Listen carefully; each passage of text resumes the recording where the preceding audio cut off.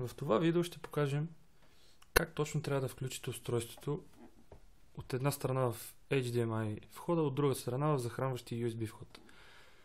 За по-удобно сме свързали устройството с удължителните кабели, за да може безпроблемно да го включим в телевизора. На този тип телевизор HDMI изхода е тук, а USB изхода тук.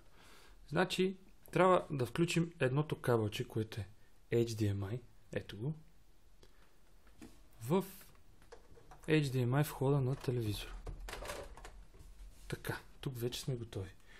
От друга страна, USB, захранващия кабел, трябва да се включи в USB входа на телевизора. Така. Това е. Устройството е готово за използване. Гледайте следващото клипче, за да покажем пълните функционалности на самото устройство. Благодаря за гледането.